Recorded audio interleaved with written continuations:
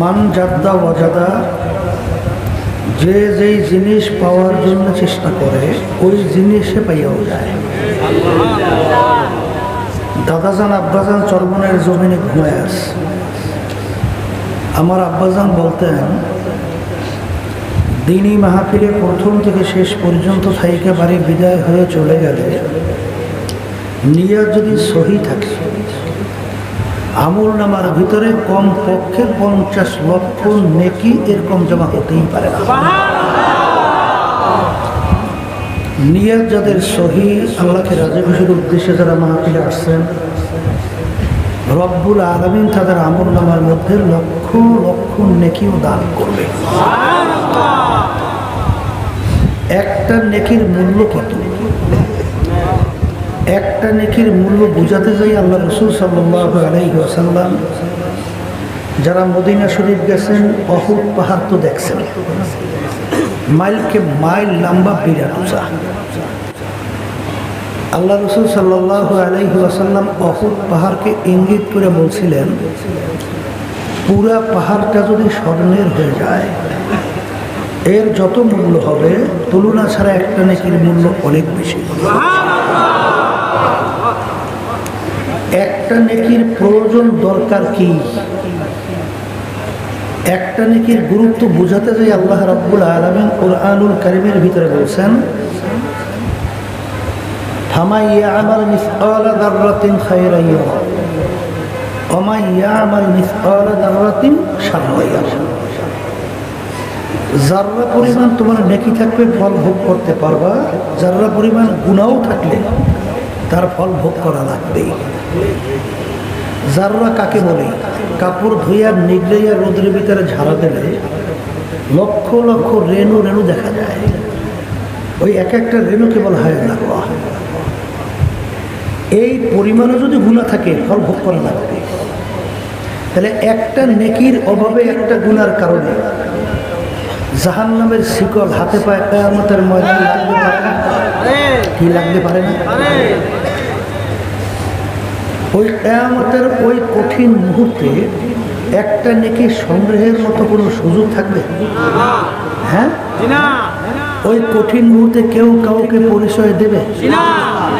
বর্তমানে কিন্তু বাংলাদেশেও এক শ্রেণী আছে, তারা মনে করে পীরের কাছে বাবার কাছে মুরিদ হয়েছে যথেষ্ট, পীর বা বাবা আমাকে নাজাত করে জান্নাতের ব্যবস্থা করবে। পীর তো ভালো কথা, পীরের বাবারও ক্ষমতা নাই। কাউকে নাজাত করে জান্নাতে নেওয়া কোনো পীরের বাবার ক্ষমতা নেই। কিয়ামতের ময়দানের অবস্থাটা কেমন কঠিন হবে।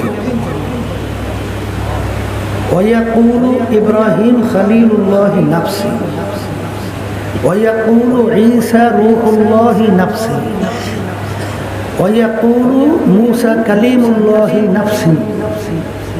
একমাত্র আপনার আমার নবী মুহাম্মদুর রাসূলুল্লাহ সাল্লাল্লাহু আলাইহি ওয়াসাল্লাম সেজদায় পড়ে কাঁদবে, রব্বি হাবলি উম্মতি। ওই কঠিন মুহূর্তে কেউ কাউকে নেকি দেবে? চিন্তাও করছে।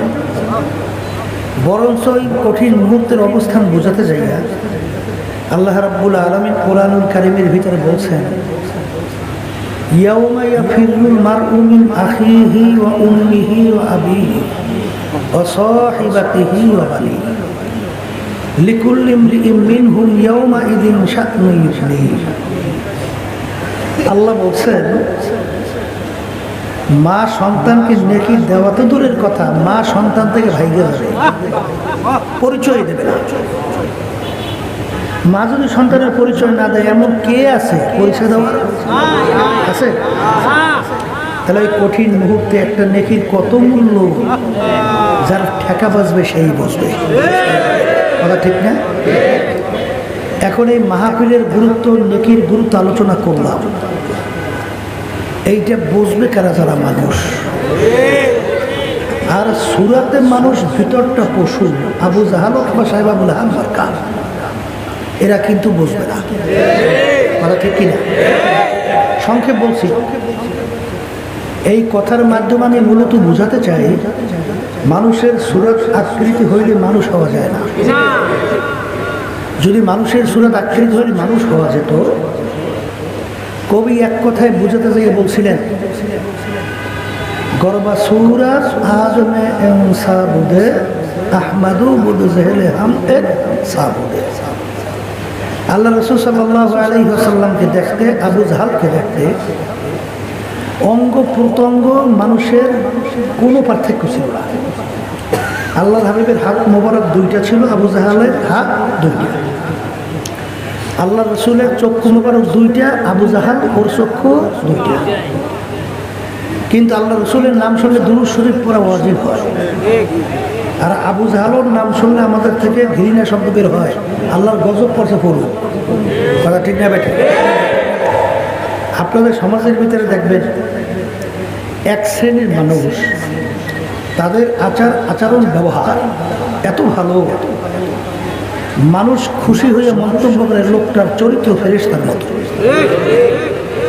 আবার এক শ্রেণীর মানুষ দেখবেন তার আচরণ এত খারাপ, মানুষ অতিষ্ঠ হইয়া মন্তব্য করে লোকটার চরিত্র শুয়োরের চেয়েও খারাপ। বলেন তো, যার চরিত্র বলছে ফেরেশতার মতো আর যার চরিত্র বলছে শুয়োরের চেয়ে খারাপ, দেখতে সুরাত আকৃতি পার্থক্য কি? অঙ্গ প্রত্যঙ্গে পার্থক্য কি? হ্যাঁ, তাহলে কোন জায়গায় যেন একটা পার্থক্য আছে? কথা বলে না, কোন জায়গায় যেন একটা পার্থক্য আছে? সেই পার্থক্যটা বুঝাবার জন্য, বুঝবার জন্য মাহবুব। কথা ঠিক কিনা?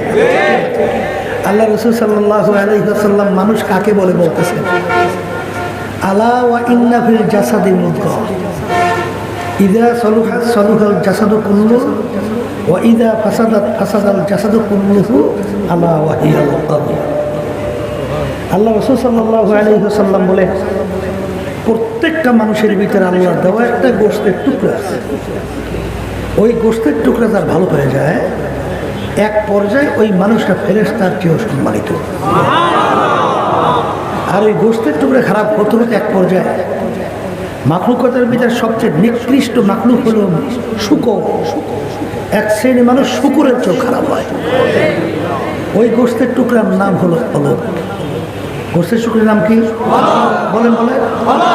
তাহলে এক কথায় মুখস্থ করা লাগবে এবং সেই অনুযায়ী শরীরে কলম ভালো করে কবরে যাওয়া লাগবে। কথা ঠিক কিনা? এই আল্লাহর বান্দারা, পর্দা আলেম না বলে, যারা বেহেশতে যাইতে চান, কলম ভালো না করে আল্লাহর কাছে হাজির করে বেহেশতে যাওয়া যাবে? কেন যাবে না? আল্লাহ রাব্বুল আলামিন কুরআনুল কারীমের ভিতরে বেহেশতে যাওয়ার ব্যাপারে শর্ত লাগাইছে। কি শর্ত? ইল্লা মান আতাল্লাহ বিকলবিন সালিম। পরিষ্কার, সুস্থ, পরিচ্ছন্ন কলব ছাড়া আমার পবিত্র জায়গা বেহেশতের মধ্যে হবে না। কি বলছেন? বলেন বলেন। হ্যাঁ, কলবের গুরুত্ব বুঝাতে যাই আল্লাহ রাব্বুল আলামিন এক সূরার মধ্যে প্রায় 9টা কসম করার পরে বলতেছেন, قد أفلح من زكاها وقد خاب من دساها। যারা ওই আত্মা কলবকে পরিষ্কার করতে পারবা, শুদ্ধি করতে পারবা, তারাই কামিয়াব হয়ে জান্নাতে যাবা। এই কসম করছে কি লেগে? বলেন গুরুত্ব বুঝাবার জন্য। কি কারণে? গুরুত্ব বুঝাবার জন্য, যে কলবকে পরিষ্কার করো, তো আমার কাছে আসো। আল্লাহ রাব্বুল আলামিন তার রাসূলকে দুনিয়াতে পাঠাইছেন, পাঠানোর কারণ আছে না? কারণের ভিতরে একটা কারণ হলো ইয়াতলু আলাইহিম আয়াতিহি ওয়া ইউযাক্কিহিম ওয়া ইউআল্লিমুহুমুল কিতাবা ওয়াল হিকমা। আল্লাহ রাব্বুল আলামিন বলেন, আমার রাসূলকে যে আমি দুনিয়াতে পাঠাইছি, পাঠানোর কারণের ভিতরে একটা কারণ হলো আমার রাসূল তার উম্মতদের আত্মশুদ্ধি করাইবে। কি শুদ্ধি করাইবে? তাহলে আত্মশুদ্ধি কিন্তু ফরজ। আত্মশুদ্ধি কি?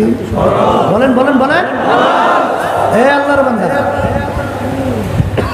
মানুষ হিসেবে আল্লাহর কাছে পরিচয় দিতে হইলে, সম্মানিত হতে হলে আত্মশুদ্ধি ছাড়া আল্লাহর কাছে সম্মানিত হওয়া যায় না। কথা ঠিক কিনা? এখন বলতে পারেন, হুজুর কলব পরিষ্কার করে কেমনে, আর পুরো কলবের ভোটটাই বা কি? কথা ঠিক না? এই কলবের উল্লেখযোগ্য 10টা রোগ আছে। কয়টা রোগ? কয়টা উল্লেখযোগ্য? এর ভিতরে একটা রোগের নাম হলো তাকাব্বুর। অর্থকান্ত কি? অর্থ হলো আমি ভালো, আমি বড়। আমি ভালো, আমি বড়। এই আল্লাহর বান্দা, হাদিসের ভিতরে আসছে আল কিবরুল দাই। আল্লাহ বলতেছে তাকাব্বুরি হলো আমার খাস পোশাক। যে নাকি তাকাব্বুরি করবে, আমার গুণ, আমার সেবাদ, আমার পোশাকটাই নিয়ে ওর গায়ে লাগাইতে চায়। হাদিসের ভিতরে আল্লাহ রাসূল সাল্লাল্লাহু আলাইহি ওয়াসাল্লাম বলে, যার ভিতরে জাররা পরিমাণ তাকাব্বুরি থাকবে সে বেহেশতের ঘেরানো পাবে না। ইবলিস শয়তানের নাম শুনছেন? এই ইবাদত করতে করতে শোনেন নাই? বেদায়েতেরিয়া বলে যে জমিনের ভিতরে সেজদা দেব কিভাবে? বলে তাকি বলে জমিনের এমন কোনো জায়গা নাই যেই জায়গায় মালউন ইবলিস সেজদা দেয় নাই। তাই মালউন ইবলিস সেজদা দিয়েছে, জায়গা না পড়ে গেছে। এ কপাল পোড়ার দল, ইবলিস যখন সেজদা দিয়েছে তখন কেউ মালউন হয়েছে? তখন অভিশপ্ত হয়েছে? তখন তো আল্লাহর নৈকট্যের ফেরেশতা হয়েছিল। এরপরে আমার বাজানদেরকে বলবো কত বড় ধোঁকাবাজি, কেমনি নামাজ থেকে ফিরেবে মানুষকে। এরপরে আবার আর একটা বের করছে, দিলের পর্দা বড় পর্দা, বাইরের পর্দা উঠাও রে। বুঝেন তো শয়তানি, বুঝেন তো? আবার শুনছেন না হাদিসের ভিতরে আল্লাহ রাসূল সাল্লাল্লাহু আলাইহি ওয়াসাল্লাম বলছেন যে তেল ঠেক করে এরকম 2 রাকাত নামাজ যদি পড়া যায়, তাকবীরে তাহরিমা থেকে শুরু করে সালাম ফিরিয়ে পর্যন্ত দিল আল্লাহমুখী হয়ে থাকবে, অন্য মুখ ঘুরবে না, মুহূর্তের জন্য যেরকম ঘটনা না হয়, এরকম 2 রাকাত নামাজ বেহেশত আছে, জাহান্নাম হারাম। এখন ওরা বলতেছে তাইলে এই কথার মাধ্যমে বুঝে যে আগের দিল ঠিক করো, এরপর নামাজ পড়ো। কথা বুঝছে? শয়তানকে বুদ্ধি বুঝছে? হ্যাঁ আল্লাহর বান্দা, ওরা গাছের গোড়া দিয়ে উঠবে না, মাথা দিয়ে উঠবে। এই গাছে কোনোদিন মাথা দিয়ে ওঠা যায়? কোন দিয়ে ওঠা লাগে? গোড়া দিয়ে ওঠা লাগে। গ্রামে একটা কথা আছে, বুঝছেন? সেখানে চলে এই লঞ্চের ভিতরে, বাসের ভিতরে লোক যাইতে আছে, একজনে পেপার পড়তেছে, সরসর করে পেপার পড়তে আছে, আর একজন পাশে মূর্খ, ও পেপার পড়তে জানে না, পড়াশোনা জানে না। এখনো বলতেছে ভাই আপনি যে সরসর করে পেপার পড়েন, আমি যেরকম পড়তে পারি না, ব্যাপার কি ভাই? চেষ্টা তো করবো। বলে ওরে বেটা, আমার মতো পেপার যদি পড়তে চাও তাহলে পড়ো সরেয়া রসই দীর্ঘই ক খ গ, এইটা পড়ো। এখন সরেয়া রসই দীর্ঘই ক খ গ পড়ছে। বলে কই ভাই পড়লাম তো, পড়তে তো পারি না। বলে ওরে বেটা, একবার 2বার সরেয়া পড়লে হয় না, পড়তে পড়তে বুকের ফ্যানা বাড়ি করিয়ে দাও। একসময় পড়তে পড়তে দেখবা তুমি সর করে পেপার করতে পারবা। ঠিক কিনা? এই দেল ঠিক করার জন্য কিভাবে নামাজ পড়তে হবে, কিভাবে দেল ঠিক করতে হবে, এর জন্য তো আল্লাহ রাব্বুল আলামিন তার রাসূলকে পাঠাইছে। বলে কথা ঠিক কিনা? তুমি নামাজ পড়তে পড়তে পড়তে পড়তে চেষ্টা করতে করতে করতে করতে আল্লাহর ফজল করবে, এক সময় আল্লাহর হাতে দেল আল্লাহ ঠিক করে দেবে। নামাজ না পড়লে দেল ঠিক হইবে কেন? আজ পর্যন্ত ওই বেদাতি দলের একটাও কি দেল ঠিক করে কবরে যাইতে পারছে? আসতে পারে, পারছে? কোনদিন পারবে? ওরা বলে ক্লাস 1-এ ভর্তি হইবে না, এমনি কাজ করি এবারে বুঝতেন কথা ঠিক আছে? এই জন্য আমার বাজানদেরকে বলবো পর্দা আলে মা কত শয়তানে যে বাইরেছে। গেছিলাম ওই পাবনা থেকে, বুঝছে? একদল বাইরেছে, ওই হ্যার মুড়ি মারা যাওয়ার পরে কি বলে কাগজে লিখে দেয়, ওইটা যদি কাপড়ের ভিতরে ঢুকেই দেয় যথেষ্ট, ওইটাই বলে এইরকম সস্তায় যদি বেহেশতে যাওয়া যায়, তাহলে এই যে চিত্ত বিনোদন, এই যে মেয়েদের সঙ্গে আড্ডা মারা, এই নাচ গান বেহায় ঘোরা, অশ্লীলতা, চিত্ত বিনোদন সহ, এই ঘুষ খাওয়া, সুদ খাওয়া, এরপরে বিভিন্ন ওই জোর জবরদস্তি বিভিন্ন ধরনের শয়তানি বদমাশি করা, এই করিয়ে মারিয়ে সাজদানা আমার লিখে দিলেই কাপড়ে কাপড়ের মধ্যে বেশ তো চিনতে আসে, কথা কয় না। হ্যাঁ, একদল বাইরেছে শুনছি গেছিলাম ওই কিশোরগঞ্জ, মনে পড়ে ওই বেতাতি একটা রিক্সার উপরে ঠ্যাঙ্গের উপরে ঠ্যাং ফেলাই বই রয়েছে। ওই রিক্সা মনে হয় যেন 50 জন মহিলারা ওই রিক্সা ঠেলে আর ওই বাবার চতুর্পাশে ভেজ দিয়ে বসে ওই বাবা এবার প্রস্তাব করলে এইবার ভাগ করে খায়।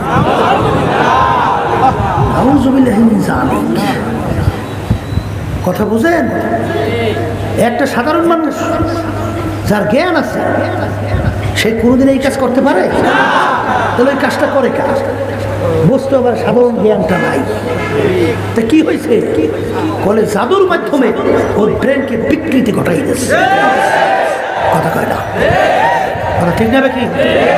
একজন হাকিমুল উম্মাদ আশরাফ আলী থানভী রাহমাতুল্লাহি আলাইহি তিনি লেখছেন যে যখন দেখবা একটা লোক পীর দাবি করে, ওলি দাবি করে, উনি বিরাট শায়েখ দাবি করে, ওর ভিতরে যদি সুন্নাত না থাকে ও ওলি তো দূরের কথা, ও একটা শয়তানের সাথে। কথা বলছে?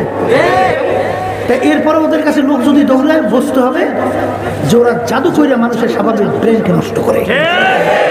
আর হাদিসের ভিতরে আসছে আল্লাহ রাসূল সাল্লাল্লাহু আলাইহি ওয়াসাল্লাম বলছেন আস-সিহরু হাক্কুন, জাদু সত্য। জাদু কি?